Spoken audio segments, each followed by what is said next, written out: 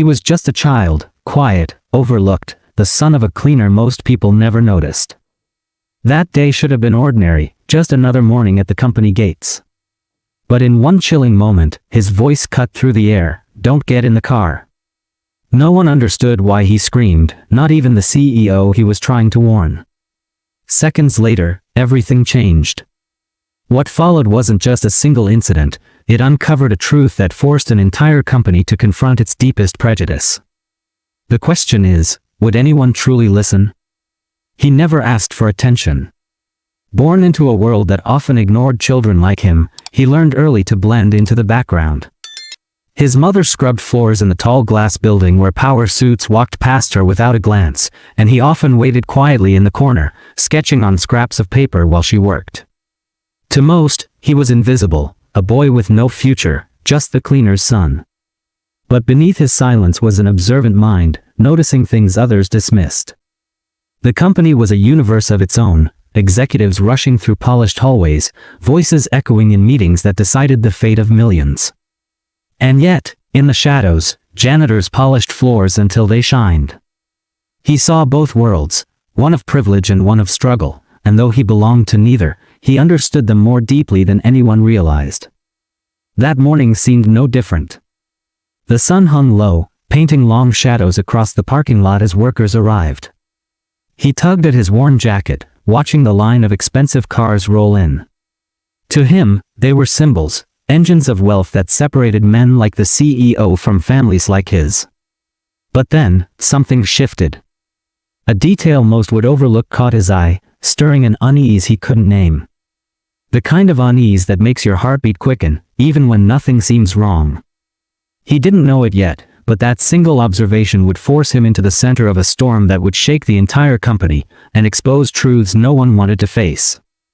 The boy stood in the parking lot longer than he should have. Workers flowed past him in hurried waves, clutching coffee cups and briefcases, their chatter rising like static noise. But his eyes weren't on them. He was fixed on the CEO's car. Something about it didn't sit right, the way the door handle looked slightly smudged, the faint scratch near the lock, details no one else cared to notice. For him, small details always mattered. His mother often joked that he saw the world through magnifying glass eyes, noticing the dust everyone else ignored. This time, what he noticed made his stomach twist. Inside the car, barely visible through the tinted window, something shifted. A shadow? A figure? He wasn't sure. His mind told him it could be nothing, but his body screamed otherwise. His pulse hammered as if warning him of danger before his brain could catch up. And then he saw it, the slightest flicker of movement under the back seat. His throat went dry. The CEO, tall and commanding, walked toward the vehicle with his usual air of self-importance. People greeted him like royalty, nodding and smiling, though their smiles never reached their eyes. He barely noticed. His world was built on deference, power was a cloak he never had to take off. The boy felt the urgency pressing against his chest. He wanted to shout right away, but a single truth held him back: no one listened to the cleaner's son. Not at home. Not at school. Certainly not here, where the walls smelled of polished leather and privilege. And yet, something inside him, fear, instinct, maybe both, rose stronger than doubt. His voice broke the air like glass. "Don't get in the car." Heads turned. Silence rippled across the lot. For a moment, no one moved. The CEO froze mid-step, his hand just inches from the car door. Confusion swept the crowd. Some whispered, some laughed nervously, dismissing the outburst as childish nonsense. But the boy stood firm, trembling, his eyes locked on the car as if it held a secret no one else could see. The CEO frowned, irritation flashing in his eyes. To him, it was absurd, a cleaner's son daring to interrupt his morning. A boy in tattered shoes challenging the most powerful man in the building. And in that moment, the divide between their worlds stretched wide and cruel. "Step back," an employee muttered to the boy, their tone sharp. But he didn't move. He couldn't. His instincts screamed louder now, filling his body with a kind of courage he'd never known he had. The CEO hesitated. And then, against all expectation, he pulled the car door open. The next seconds blurred. A figure lunged from inside the car, a masked man with a weapon glinting in the morning light. Screams tore through the air as chaos erupted.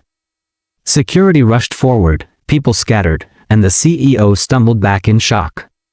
It all could have ended there, with a clean capture, a quick explanation, and gratitude for the boy's warning. But that's not how stories like this go. Instead, when the dust settled and the masked man was dragged away, suspicion turned, not toward the failure of security, not toward the real criminal, but toward the boy himself. The questions came fast, sharp, and unfair. How did he know? Why was he watching the car? Why speak up at that exact moment? Doubt clung to him like a stain. To them, a boy like him wasn't a hero, he was a problem. Within hours, whispers spread through the building. Some claimed he was connected to the attacker, others suggested his mother knew something, that maybe this family didn't belong here after all. Racism didn't always wear uniforms or shout slurs. Sometimes, it crept in through questions designed to wound, through suspicions that stuck only because of the color of his skin. The boy didn't fully understand, but he felt it. He felt it when security kept asking him the same questions over and over, their voices sharper each time. He felt it when employees avoided his gaze, when his mother was told to take the rest of the week off, as though her presence now carried danger. For saving a man's life, he became the suspect. At night, he replayed the moment in his head, the car, the shadow, the warning. He thought saving someone meant being thanked.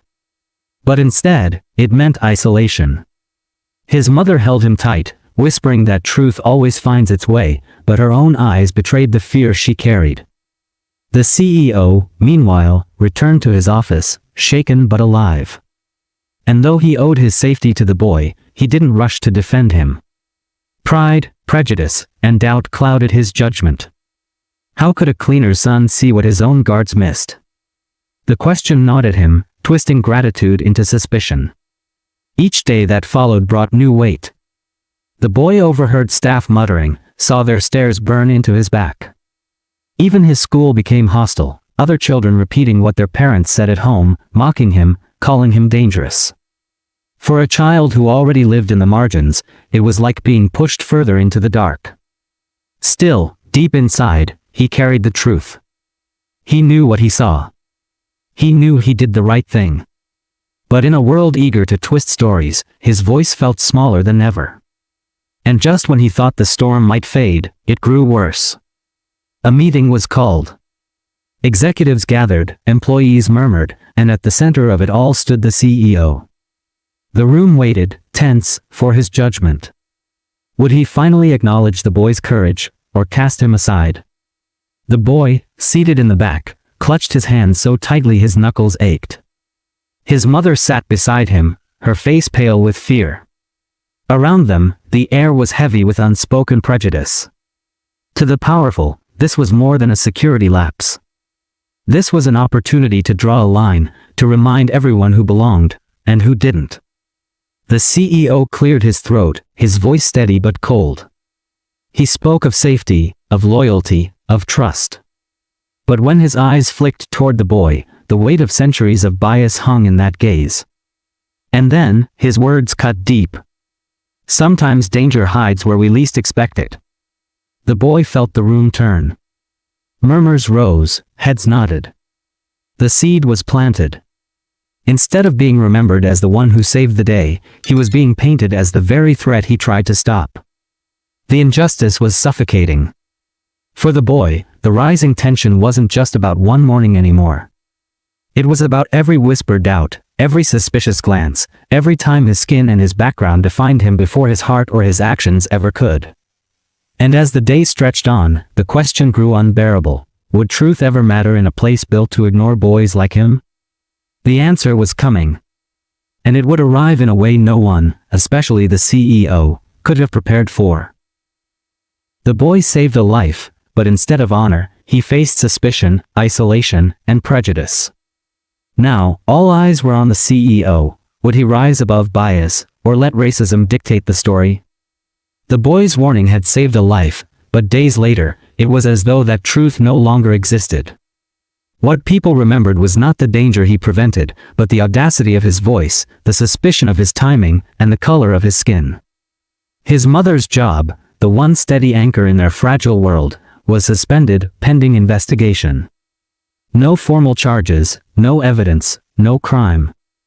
Just whispers passed from desk to desk, until whispers hardened into decisions. And the boy carried the weight, knowing it was his shout that began it all. At first, he thought the storm would pass. Surely the CEO, alive because of him, would step forward. Surely someone in power would defend him. But as days turned into weeks, the silence grew heavier. It was easier for people to believe the cleaner's son was trouble than to admit their own prejudice. And then came the meeting. It wasn't announced in memos or newsletters, it spread in murmurs through the corridors, a secret that everyone seemed to know except the boy and his mother. When they were finally summoned, it felt less like an invitation and more like a sentencing. The boardroom was colder than usual, not in temperature but in mood. Men and women in dark suits filled the long table, their eyes sharp, calculating. At the head sat the CEO, his expression unreadable, carved in stone. The boy and his mother were told to stand, no seats offered, no gestures of welcome. The CEO began slowly, his words smooth but heavy with accusation. He thanked security for their swift response, he praised his executives for their commitment to safety, and then, without looking directly at the boy, he spoke of suspicious circumstances. The boy's chest tightened. He could hear the unsaid words beneath the polished language. They weren't here to thank him. They were here to decide what to do with him. And then, the unthinkable happened. A file was placed on the table, photographs, documents, scribbled notes. Someone had built a case against him. They showed pictures of him near the parking lot, claimed he lingered too long. They pointed to the fact that he saw danger before anyone else, too precise, they said. They questioned his background, his family, his friends. They twisted the truth into a noose. Each word was like a lash, stripping away his humanity, turning him from a child who acted out of instinct into a figure of suspicion. His mother's voice trembled as she tried to defend him, but she was cut off. To them, she was just the cleaner, her words carried no weight in this room of power. The boy stood frozen, his heart racing so violently he thought it might burst. Fear and anger collided inside him, a storm too big for his small frame to contain. He wanted to scream the truth, to make them see. But he knew, deep down, in that suffocating silence, that their verdict had been written long before the meeting began. And then, the CEO delivered it. His voice was calm, deliberate, every syllable a verdict carved in stone. Until we can be certain, this family will no longer be permitted inside company grounds. Effective immediately. The words fell like a hammer. Gasps echoed faintly, but no one challenged him.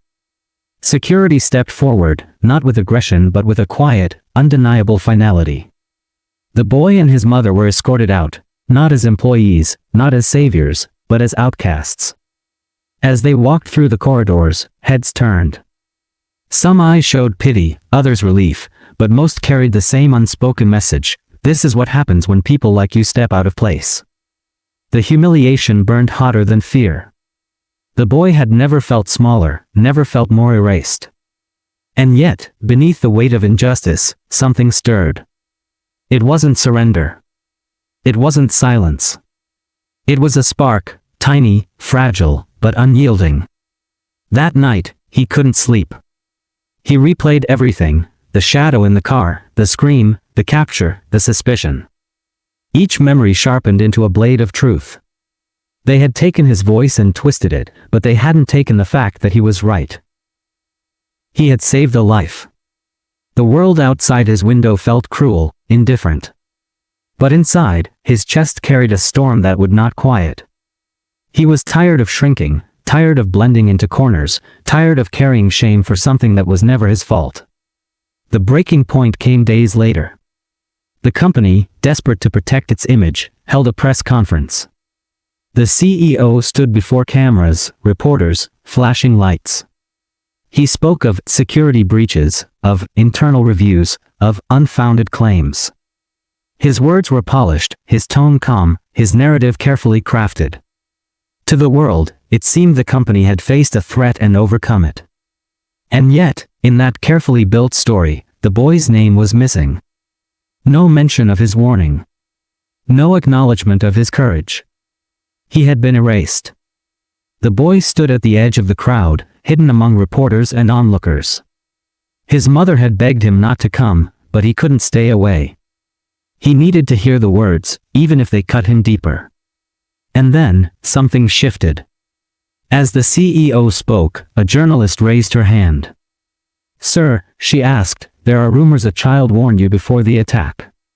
Is that true?" The question cracked the polished surface. Cameras turned, eyes sharpened, silence stretched. The CEO hesitated. For the first time, his mask slipped. The boy's breath caught.